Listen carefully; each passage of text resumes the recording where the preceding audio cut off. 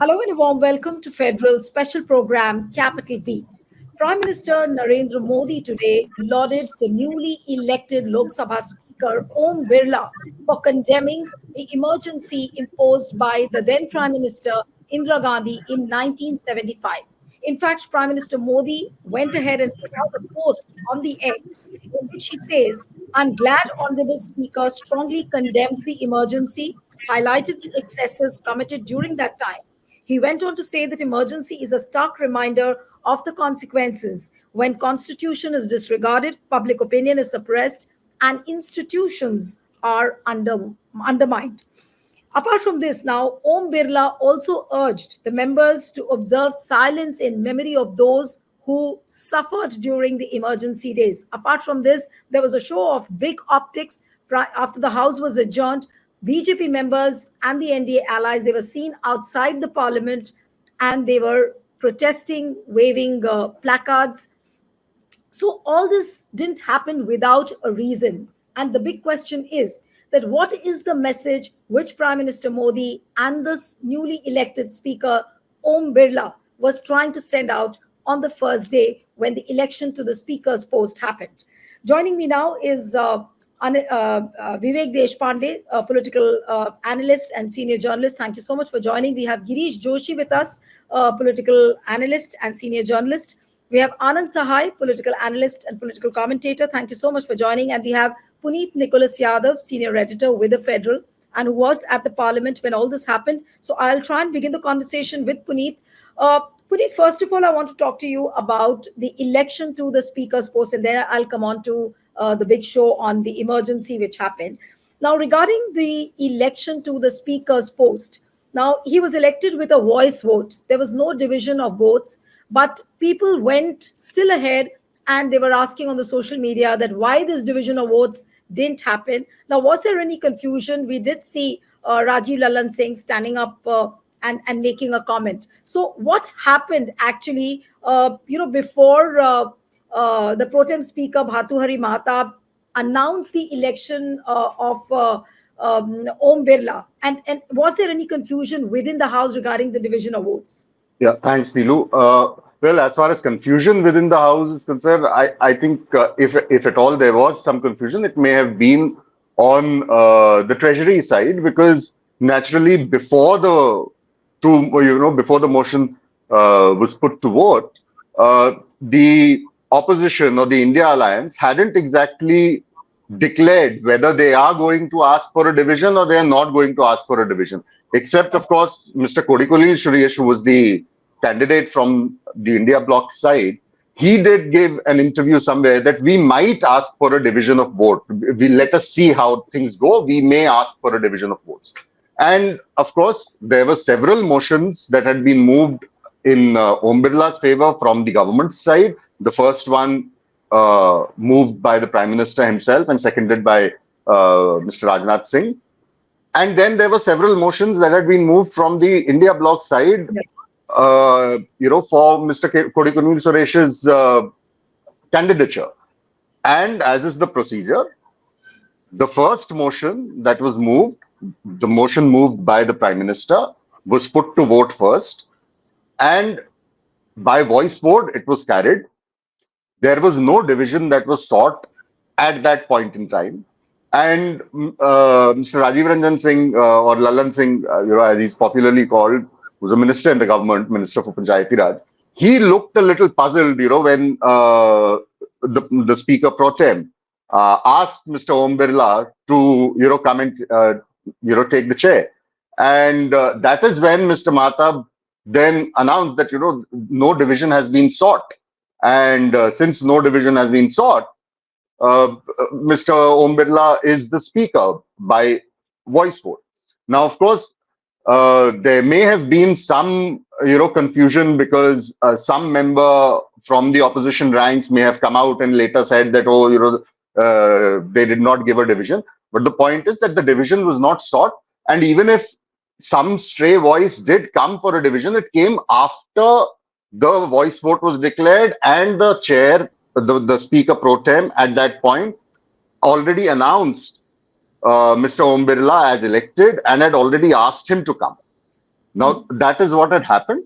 I believe Mr. Abhishek Banerjee from Trinamool Congress did make some statement that, division was not given. But the fact is that neither Mr. Abhishek Banerjee nor anybody else from the Trinamool Congress or anyone from the opposition ranks actually asked for a division. Right. You cannot assume in parliamentary process that because there are two candidates, a division will be automatic. You have to ask for a division. Nothing is automatic, Right. and later on, Mr. Jairam Ramesh, the communications department chief of the Congress party, put out a tweet which should have clarified this confusion, where he said that we could have asked for a division, but we did not, because this was not an occasion for that kind of politics. We wanted to, and that's what the Congress leaders and other leaders of the India Alliance who I spoke to after the proceedings also said that, look, we had to register our our thing with regard to the deputy speaker. We had to make a statement. We made the statement by fielding our candidate, and that is the end of the story. We do not want to start on an acrimonious note. It's a different matter that the government and unfortunately the speaker who's been re-elected brought in an element of acrimony by their conduct. But the opposition made it very clear that we did not want to do this. We did not ask for a division, and we have our reasons. That is how things went. Yeah.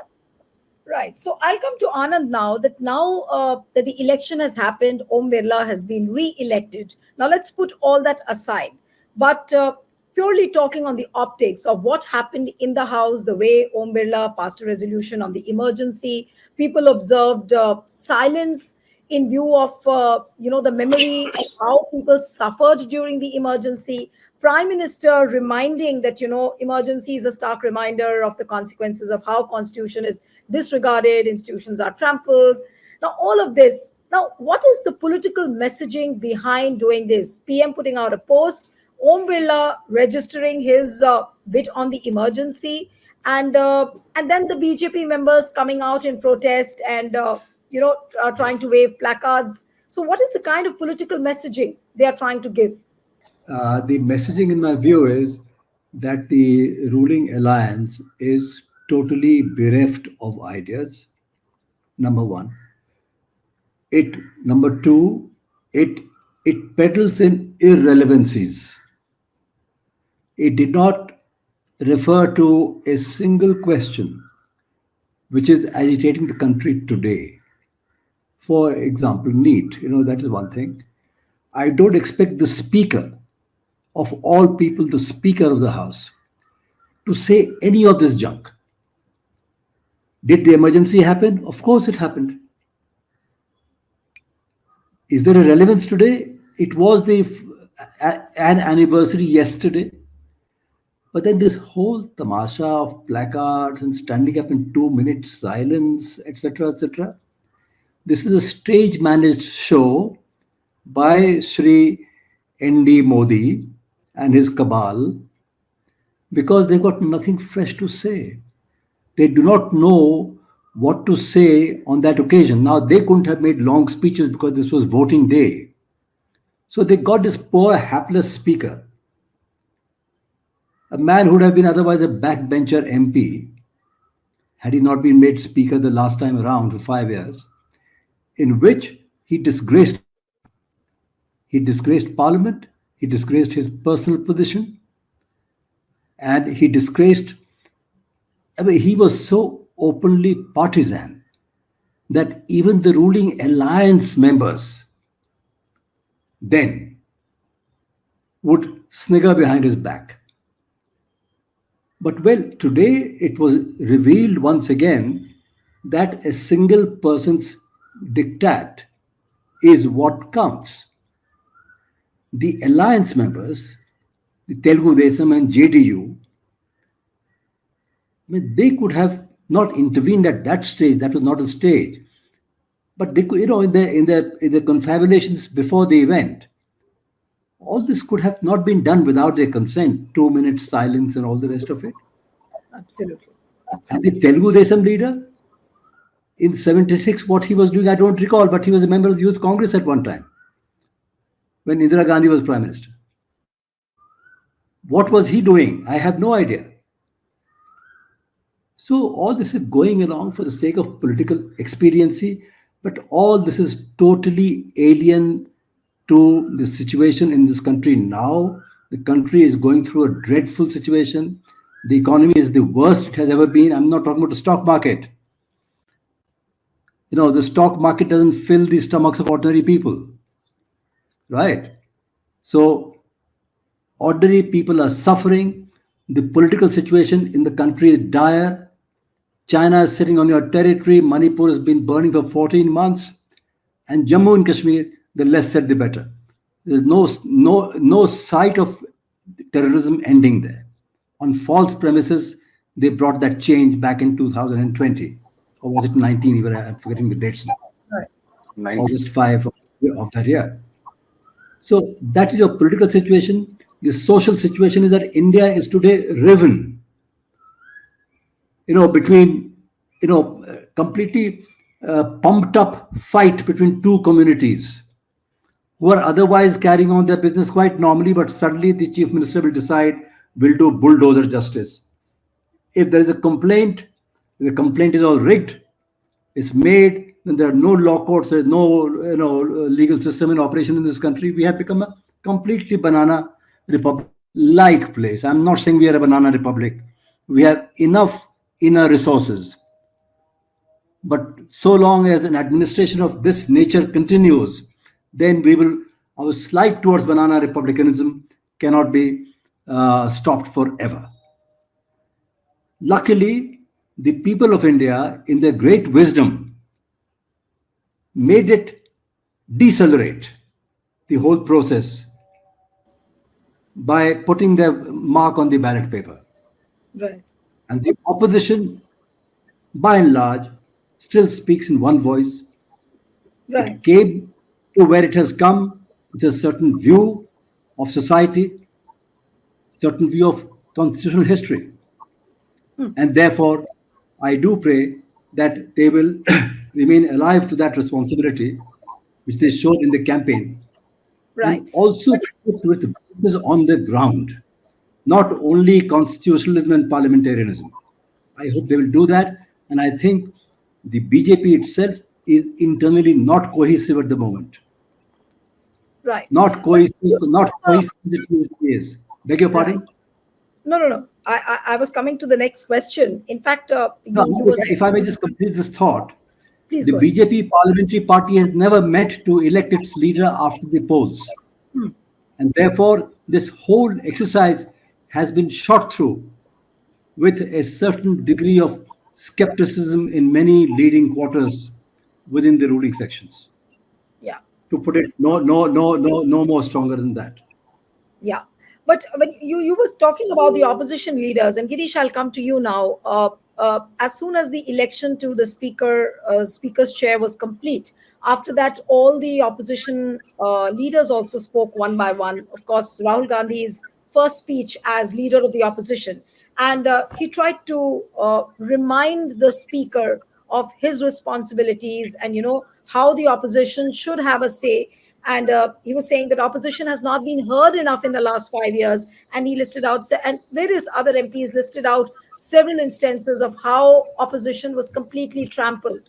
Now, whether it was Rahul Gandhi, whether it was Akhilesh Yadav, whether it was Supriya Sule or T.R. Balu or Sudeep Bandyopadhyay, all of these people reminded the chair of its responsibility, that how the people's voice, which is represented by the opposition, should be heard enough. Now, what can we really expect from the newly elected speaker, Om Birla?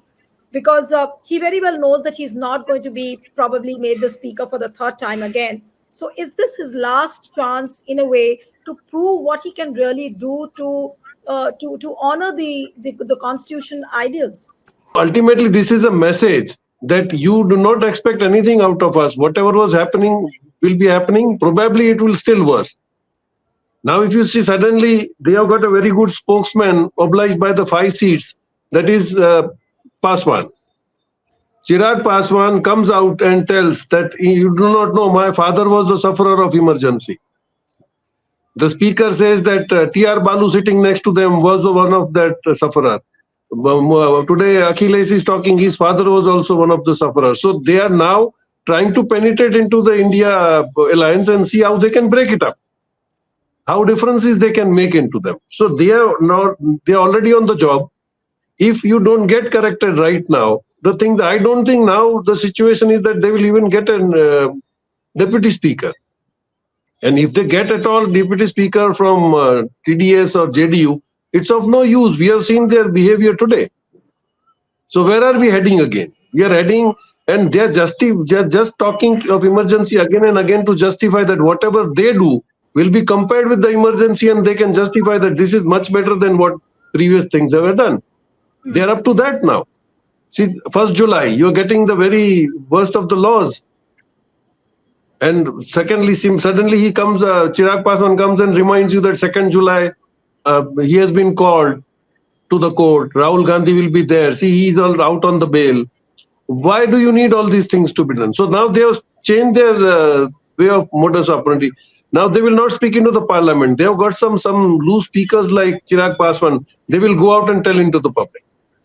And he has already indicated, the speaker has indicated the opposition that सड़क पे जो हो रहा है वो लोकसभा में नहीं होना चाहिए. यहाँ पे अलग से होगा, वहाँ पे अलग से होगा. So he has sent a clear message. Whatever you want to do it outside. If you do inside, don't compel me to take an action. So you people also behave. These all messages between the line are very clear for the opposition that he won't allow anything. A smaller mistake, he will make it a big pomp show and he will just remove them from the house. So things are not better. And now once again the whole team is back.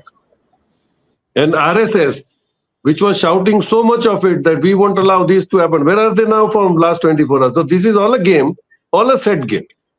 Every discussion we used to tell that you can't believe RSS because they were somewhere skeptical that they may not return to power. So they were looking for a rendezvous.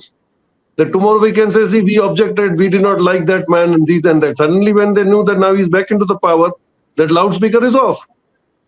So everything is written on the wall. You can clearly see what is happening and we can be prepared for the worst. That's all I can say. Right.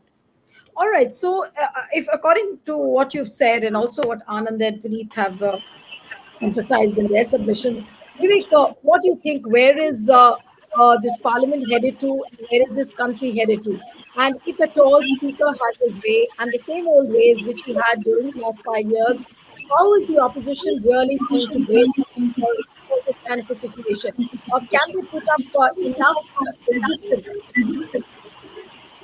Yeah, and then Nilu, what lies in store for us over the next 5 years is not a very difficult question to answer. The manner in which we have seen the BJP under Mr. Modi behave over the last 10 years is testimony enough for all of us to believe that things are not going to change.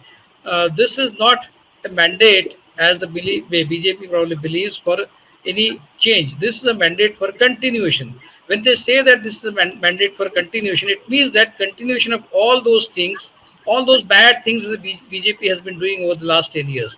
So just expect them to do what they have been doing all through over the last 10 years in future also. Now coming back to this debate about emergency, I would like to know if at all we have to look at Indian socio-political situation always in a retrospective manner, then I think somebody in the opposition needs to point out to the BJP that their patriarch, the RSS, they have been trying to take a fig leaf by projecting themselves as very people who believe in change. Now, there was a lecture series by Mohan Bhagwat in Delhi 3-4 years ago where international diplomats and very elite people had come, and he was trying to explain to all of them about what the RSS really is and how there are misconceptions and misinformation about RSS, and RSS is not like that, things like that. So in that lecture series, Mr. Bhagwat said that whatever has been said or written by some RSS leaders in the past, for example, what Mr. M.S. Golwalkar wrote in Bunch of Thoughts, and nationhood defined. That Muslims, Christians, and communists, they are the worst enemies of this country, and we must look up to Hitler as an inspiration for what he did with the Jews. So this was completely a fascist kind of an idea, which Golwalkar had put out to his followers. Now, when Mr. Mohan Bhagwat spoke in that series of lectures, he said that we have removed some parts of those books which are not in tune with the time. जो काल सुसंगत नहीं है उसको हमने निकाल दिया. Now, if you feel that you are for a change, and if you say that you have removed those things from the latest editions of those books, those terrible books, then, and you expect the people to now take RSS as an organization which has changed. I mean, forget about the past and let's look at the future. If that is what Mr. Bhagwat, which is BJP's patriarch, who is BJP's patriarch, if that is the stand Mr. Bhagwat has wants people to take about the RSS, then the BJP has no right to retrospectively look every now and then at emergency what happened then. The Congress has expressed regrets. Indira Gandhi has expressed regrets. So they have never said that emergency was good, and they do not want to impose emergency once again. So Congress has nowhere said that they are for emergency and they support emergency. They never said. They have regretted for it. So once they have left it behind, you have no right to dig it out over and over again just because it serves your political purpose. So this was not an occasion to do that, but they very strategically, in a very stage managed way, they held this session on 25th, 26th, and they had this strategy in place. They did it. That is they have done what they can do the best. No, it's like it's a schoolboyish kind of a mentality where Mr. Prime Minister, whenever he goes to foreign countries or in an international meeting, then he makes it a point to stand in the middle of those world leaders. He's always seen in the middle in those photographs. And when the leaders depart, he actually makes it a point to stand in front and see as if want the people to see that he is the man who is leading those bunch of international leaders. So this is a schoolboyish mentality with which Mr. Birla or you can expect any RSS person to behave like that. That is how they behave. It's a very schoolboyish mentality. Right. No, but the question is, I want to retrospective look at history. If that is the yardstick, then I think we have several things to say about RSS. RSS was hand in glove with the British. So what does the BJP have to say about that? We have to stand in Parliament and shout about it. What happened 50 years before, or 70 or 80 years before? What did the RSS do? So the point is the BJP wants to have its own response to the opposition's Samvidhan push.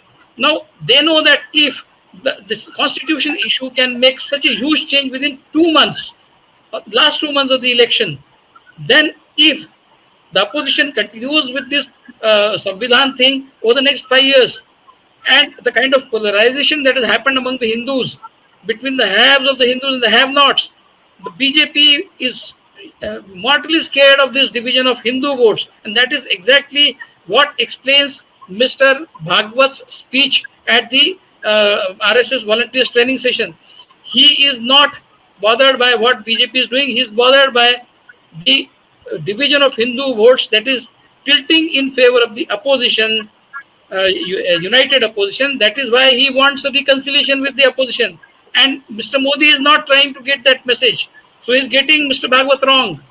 So everywhere I think the BJP and BJP's top leaders are still stuck in that mentality, schoolboyish mentality of having one-upmanship over the yeah. So and things will not change in the next 5 years. Many analysts have said that. I completely concur with them on this. Right. All right. So, but you made an important point, and I wanted to ask Puneet, and then I'll come to others also. That now, since it's very clear, even when Rahul Gandhi was swearing in yesterday, he ended with Jai Samvidhan. Likewise, all the opposition parties, they have been consistently saying that this movement on protection of Samvidhan, protection of the constitution is going to grow in the coming days. So if this becomes a stronger movement in the coming days, so what can we expect out of BJP? Will they keep raking in the emergency days as one of the cornerstones of their survival in the coming days? Because India Bloc will keep harping on the fact that they will want to protect the constitution. They will stand for the voices on protecting the constitution. So what is the option which BJP is left with then, except for talking of emergency? No, Nilu, just one point. The opposition's constitution campaign is not just about saving the constitutions. It is about the larger issue of social justice. So social No, yeah, justice is the largest issue, and constitution is one of the constituents of that fight. So I when got you. when the Yeah, yeah. opposition goes ahead with the social justice campaign, then the BJP has a problem. No, that's what that I get your point, but that's what the question was. That what is BJP now going to do if the saving the constitution voice is becoming louder in the days to come? What is the option which BJP has? Will they keep raking in this emergency tamasha like what they did today? Yes, Pradeep. If it's not the emergency, I'm sure that the BJP will rake up something else. Because if the last 10 years of Mr. Modi's rule are anything to go by, then I think one issue, fact that everyone can agree on is that there's no political party that is perhaps better than the BJP at creating a diversion. The BJP has mastered that art. We may like it or not, but that is a fact. And so the current this sudden recollection of the emergency and the speaker talking about it and the prime minister talking about it and all the other members of Mr. Modi's cabinet and council of ministers talking about it, I don't think this is this is something that's born out of any great regard for the constitution or for the country. You see, it's not a coincidence. I refuse to believe it, that it could be a coincidence that your parliament session and the day the speaker is to be elected and the day which also then becomes the day when while welcoming the speaker, the members get a chance to say a few words, or at least the main leaders, the floor leaders of different political parties, when a new Lok Sabha is constituted, because the previous 2 days is basically just oath taking, and so during oath taking, the members don't really have a chance to speak on the floor of the house. I think look at the dates for which this session has been called. You start on the 24th, 25th, you have members taking oath. 26th, you have the speaker's election, and then the floor is open to floor leaders of different parties to make a few statements, to speak for a minute or two. And 26th is also the day after the emergency proclamation happened. In fact, 26th is the day when that the decision to impose emergency was ratified. So, in a sense, you could consider 26th an anniversary of the emergency, just like they talked about the 25th. So, why does this happen at this point? Because the government, the BJP, was certainly very well aware that the constitution is going to be a major issue, a kind of rallying call by the India Bloc. And we saw that happening over the last 2 days when swearing-in was taking place. Several members of the India Alliance, including Rahul Gandhi, now the leader of opposition, carried copybook editions, pocketbook editions of the constitution with them while taking oath. And so, through the entire election campaign, you had the issue of saving the constitution with all its facets. Not just about reservation. It has multiple things, as Vivek pointed out, it's not just that. It's not just reservation. It's not just Article 14 and all that. It's not limited to a few things. When you talk about the Constitution, it is a huge universe in its own, and so that becomes this whole thing of emergency, raking that up, getting the speaker to come up with this kind of statement, which is clearly a very partisan statement, because if you go through the entire statement of the speaker, he's basically not just condemning Indira Gandhi. So it's not an individual. He's talking about the Congress party as a whole, which is your largest opposition party. 50 years after the emergency. Now, so that is one thing. So you have the opposition talking about the Constitution, the government hitting back with emergency, and with the speaker playing a willing accomplice. The second aspect was Dalits, or rather, it should have the opposition should have kept it more broad based and talked about not just Dalits but also the Muslims, on which I must say that the opposition is worryingly silent. And there have been a lot of instances over the last 2 weeks of lynchings, of attacks on Muslims, etc. Not a single word has been said by any leader of the opposition. So they may be, ill-advised, bad, coterie of advisors around these leaders, or the fear that there will be polarization. I mean, whatever polarization had to happen during the campaign. Now you've won, you need to speak for everyone. The opposition isn't doing that. Having said that, they are right now talking about Dalits. So you look at the interesting mix here. Mr. Bhartrihari Mahatab, who's chosen as Speaker Pro Tem, is chosen against whom? The one MP who would have been, the ideal fit for it would have been K. Suresh, who's a Dalit. So you don't appoint K. Suresh, you appoint Bhartrihari Mahatab. Today, again, it was a fight between Mr. Birla and Mr. K. Suresh, an upper caste Hindu and a Dalit. Okay? Who defeated the BJP candidate in Ayodhya or Faizabad? A Dalit. In the front row of the opposition benches, along with Rahul Gandhi and Akhilesh Yadav, who is sitting there? Mr. Avdesh Prasad, the winner from Faizabad, a Dalit. So the opposition realized, the government, the treasury benches realized that one plank of the opposition is the Constitution, the other plank is of the BJP being anti-Dalit. So what does the government do? They pull out, as Mr. Joshi was pointing out, they pull out Chirag Paswan.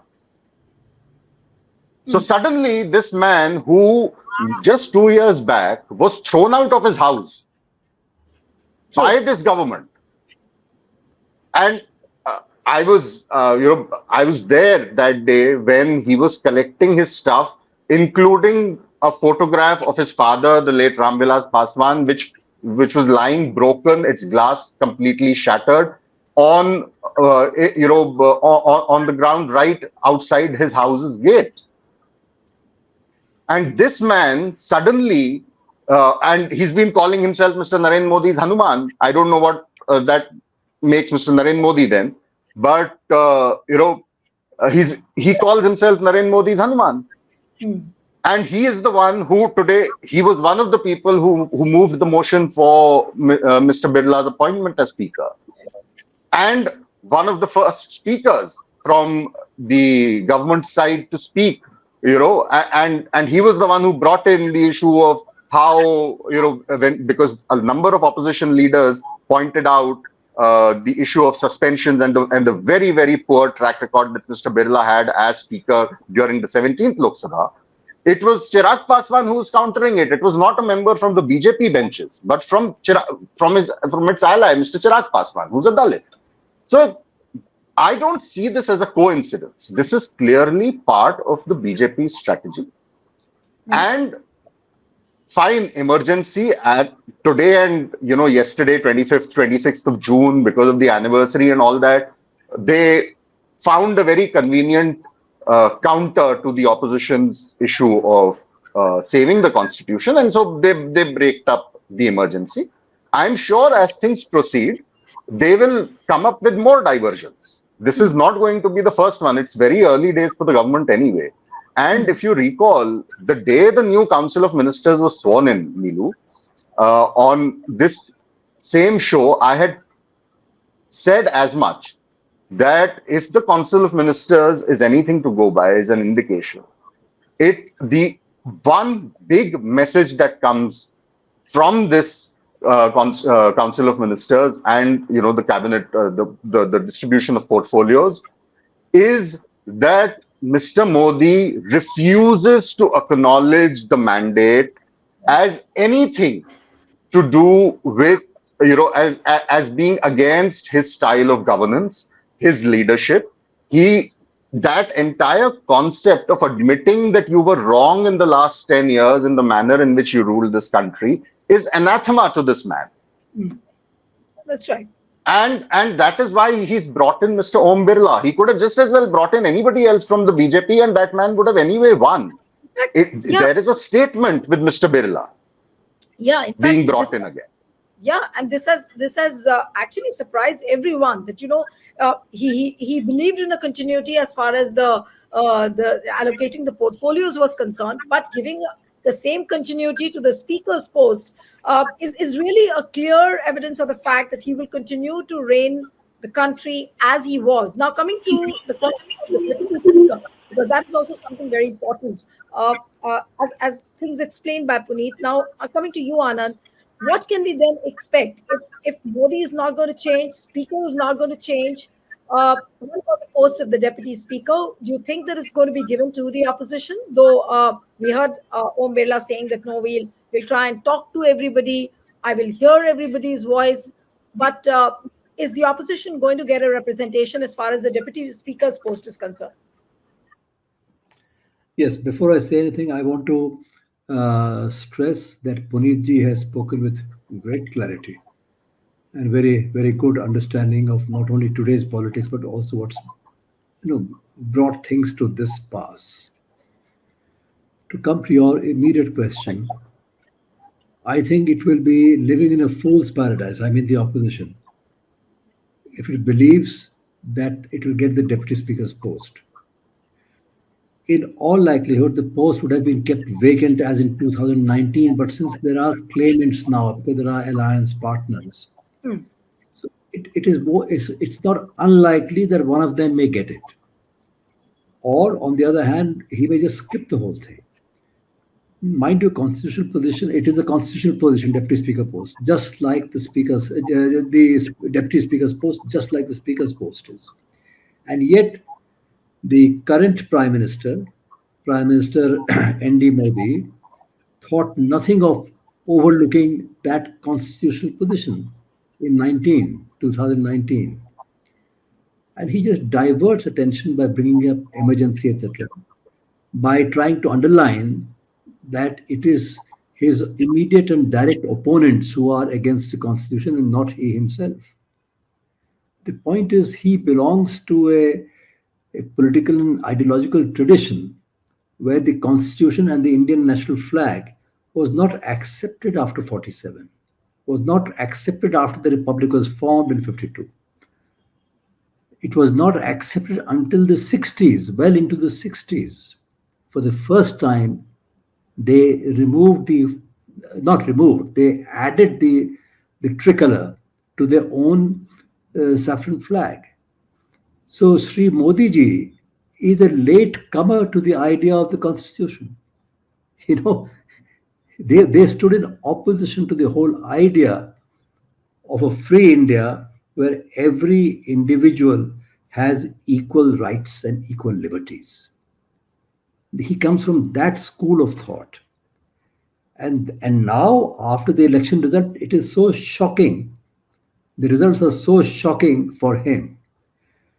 But since he is so self-centered in every possible way, political and otherwise, that he goes on pretending that he has won the election, contrary to all the facts, contrary to everybody's perception, including those in his own party and the Rashtriya Swayamsevak Sangh, he believes he has won the election.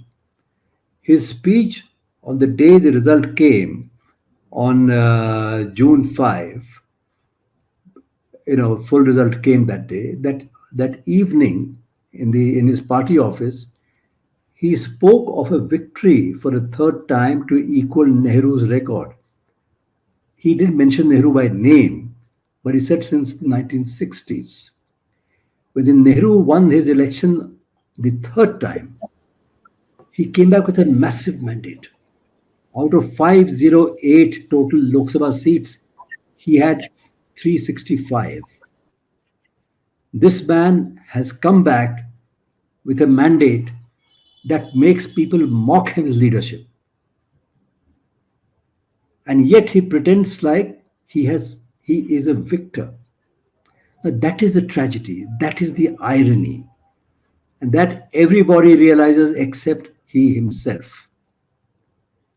It's like a sociopathic dilemma, It's a sociopathic problem that you think that you are the center of the universe and the sun revolves around you. Yeah. Now, if that's the mindset, then of course, as Puneet was saying a little while ago, why was Om Birla? He should have been left on that dung heap. He was a disgrace to Parliament. By removing, for no reason whatsoever, for no reasonable reason, more than 100 MPs. That man has been brought back to the house. What memories will he bring with him? What memories will the people of India have of Lok Sabha? I know the people of India are very generous. They're about to suffer this man once again. But what memories will they have of the speaker, the same person being brought as a speaker? Do we blame him? He is blameless. He has been put there. But what are the forces? Who are the individuals who are responsible for bringing him in? So the people have to consider all that. And I think this is only the beginning. Only the beginning. He will try and continue in his very autocratic style in every which way that he can. And unfortunately, he has hit upon that curve, the law of diminishing returns. Absolutely. So now let's see how the state elections go in Maharashtra, Haryana, and Jharkhand. Right. If he wins, brilliant. Then good for him. But if he doesn't, if he's below par, then I think he is politically in serious trouble. Right. Thank you. Okay. So Puneet, quickly, and then I'll ask for the concluding comment. I just wanted to make a quick addition on specifically on Mr. Birla. You see, there were, of all the opposition members, naturally everybody spoke, although briefly, but they all talked about suspension, the need to that happened in the previous Lok Sabha. They talked about the need to allow the opposition their voice. Rahul, of course, because now he's also the leader of opposition, was a little more restrained than the others. But all of them made this point. But I think there's one speech, very brief, maybe a minute-long speech, which needs specific mention here, because that is a voice that invariably gets lost, not just inside Parliament, but even in the media. And that was the intervention made by Ruhullah Mehdi, who is the newly elected Lok Sabha MP from Srinagar, and the National Conference's leader. And he made a very important point, which should force the speaker to reflect on his own conduct in the last house, which I doubt he will. But he made very important points. He said, this is the house, because when Mr. Modi was congratulating Mr. Birla and the others from the treasury benches, they talked about Mr. Modi actually went to the extent of calling Mr. Birla's 5 years as speaker in the previous Lok Sabha golden period of parliamentary democracy. Yeah. I talk of exaggeration or whatever, but a golden period of parliamentary democracy. And similar, accolades came from other members of the Treasury. Mr. Mehdi pointed out that, look, Mr. Speaker, sir, you will not be remembered by the number of legislations that have been passed in this house. You will not be remembered by the fact that you presided over the P20, the congregation of speakers of parliament of various countries, and you were a very successful host. What you will be remembered by is that in this very house, a Muslim member of parliament was called a terrorist, and you did nothing. Absolutely. In this very house, the democratic rights, the constitutional rights, the people's rights in Jammu and Kashmir were completely, risen to the ground, and you did not do anything. If there was anyone else who had any respect in the constitution, in parliamentary democracy, who was sitting on that chair, I think he would have got up and put in his papers. You don't expect Mr. Birla to do that. Yeah, absolutely, absolutely. And this is so demotivating and disheartening as well. And I'll come for the concluding comments now to Girish and Vivek, very briefly though, because it's the program has become quite long. Girish, what would you really say to the end? I mean, in the end, to the state of affairs now? And it has been very well explained by Puneet, Anand, and the two of you who've just spoken. Now, what can we really expect in the coming days? The budget is coming around soon. And so what do we expect? Very briefly. Yes, Girish. Nilu, you can expect two things. That before the three states, and they know what is the outcome. Before that three states come, they will definitely arrange 35 to 40 people joining BJP, so that his position in the parliament is strong. Second thing is, Sitaraman has hinted that all the states have requested that we should bring petroleum products into GST. What happens? The petrol prices go down by 20 rupees and people will be very happy. But ultimately what happens? The whole funding goes to the center and all states will be at his mercy to take the compensation. These are all dangerous things that are coming up along with the three draconian laws. So good things are not coming. People, they definitely know how to play with it. They will be overwhelmingly being, and people will be just estimating that, oh, the petrol prices, they have reduced by 20 rupees. But after 3 months, what has happened to West Bengal? What has happened to Kerala? They have to go to the High Court, Supreme Court and ask for the money. So they are ultimately trying to capture everything. And if these things go on and if they are able to arrange, and I think getting 35 people into their basket is not a big thing for them, and they've got sufficient time. So even if they lose the states, they're not bothered. They will take center into their hands, put the money, get the money into their hands, and things will go on as they wish. Right. But Vivek, do you see the possibility of the MPs breaking in from their party and joining BJP? Or are we going to see a more insistent Chandrababu Naidu and Nitish in the days to come? Because people have been saying, and right from day one, since the time the results came, we had been discussing the fact that this is a government of the clusters of PDP and Nitish Kumar. So what is the possibility and the more likely scenario that BJP will be able to break in the party, break in leaders, or Naidu or become more against BJP? Yeah, Nilu, as far as TDP and JDU are concerned, I believe all they want is peace in their state, and they don't want the BJP to trouble them through institutions like governor and all. If they get complete peace for 5 years, I think that should be enough for them. They were never hankering after this post of speaker and anything. So their minimum expectation is that the BJP should let them live peacefully in their states. If the BJP is okay with it, I think they have no other demands possibly. They would have no other demand. And they don't have any problem with BJP's communal agenda. They, whatever they do, I mean, until and unless it affects them in their states. So they will be happy to go with the BJP. Until unless I think the BJP doesn't doesn't make defections within their parties. It's fine if the BJP gets people from outside TDP and JDU; they don't have any problem. Whichever way the BJP gets those numbers to attain majority on its own, as long as the BJP doesn't affect JDU and TDP, they will be fine with it. But I think in the next few years to come, the BJP, the opposition has a task cut out for it.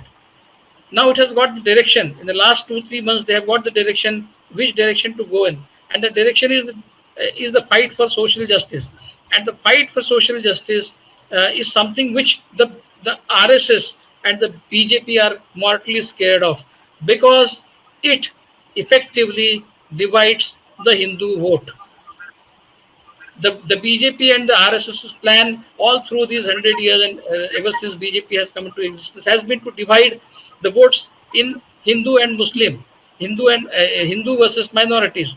That has been the BJP's and RSS game. Now that game has been turned on its head, and there has been a division in the Hindu votes itself.